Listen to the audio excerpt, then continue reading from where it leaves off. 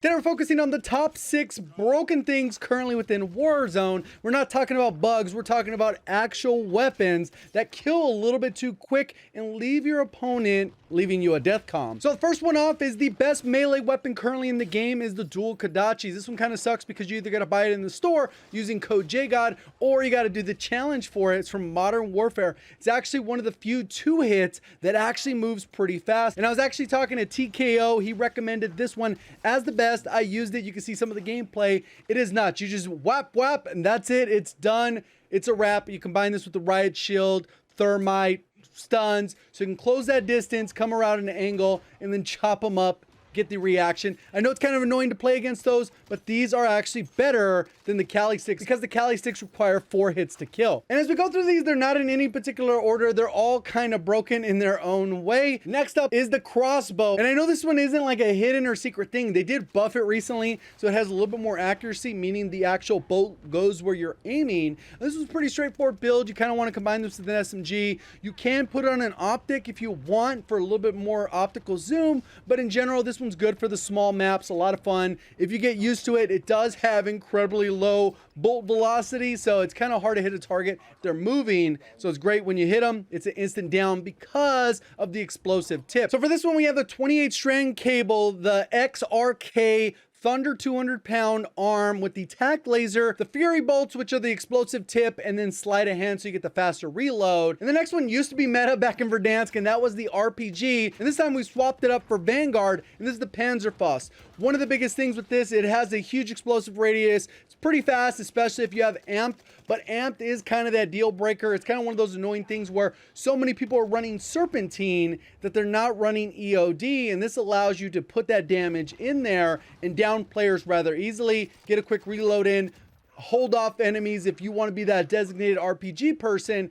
and then the teammates hold RPGs for you so you can go ahead and keep those restocked. Munitions is definitely helpful with this one. The next one up is the SVT, and I know there's going to be a lot of people saying, hey, I've known about this one for a while. Yes, a lot of these are pretty old, and this is the first time I've compiled them all in one list for you to try out because these are pretty fun. And with the SVT, this thing has a broken TTK with a 400 trigger cap, which is super attainable. I think the average person probably around 440, 450, so you should be able to hit the trigger cap, get the best TTK possible. We're going to be using the MX silencer, the precision barrel.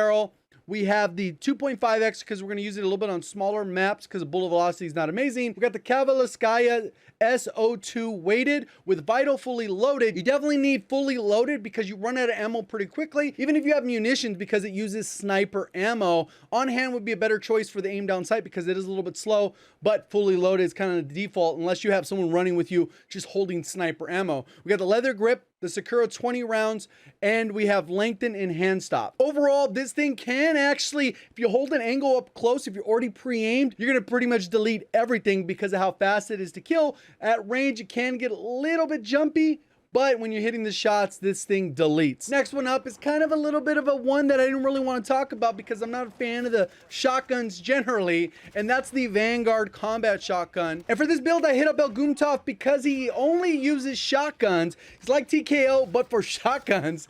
And this build ended up being way better than I expected. I'm not usually a fan of semi-auto shotguns because of the auto attack sprint, but this thing is very forgiving 2-shot range. Obviously in Rebirth, if people only have 2 plates, you can get a 1-shot kill, and it's still 2 shots in iron trials or titanium trials because of the way the damage output is up to about 8.5-ish meters. We're using the full choke, sawed off, no optic with the CGC 2M wire. For that stock, we got Vital Quick taped with the 5-round 12-gauge tube, incendiary, and the SMLE pistol grip. And overall, this is a very good build. A lot of fun. You got to be comfortable with how to use a shotgun where you go ahead and peek out, fire, get behind cover real quick, and then time your shots. It's not like, hey, I'm out in the open, this is what I'm going to use at 20 meters. It's not that. It's not going to be your all around, but this thing performs very well like a shotgun should, or at least theoretically you think it would for multiplayer with lower health. Obviously in a battle royale, this thing instantly deletes you. Next one is One that actually tweeted out a while ago and they ended up buffing the magazine, and this is for the Vanguard 1911. And there's actually a couple different builds for this one.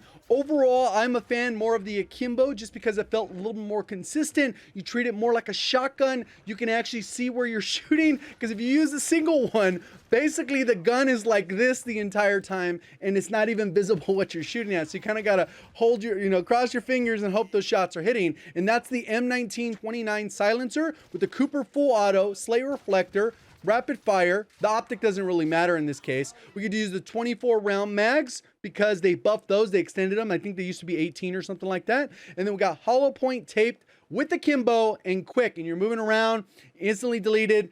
But you got to be aware, this is good enough for one person, maybe two if you're close enough. Then you got to back off, get that reload in. Some of them broken for quite a while. I just thought I'd bring a little bit of light to it. Appreciate all the support on the content. Hit the like button, subscribe if you're brand new, want to find your way back. Thank you for watching as always. Have a great day.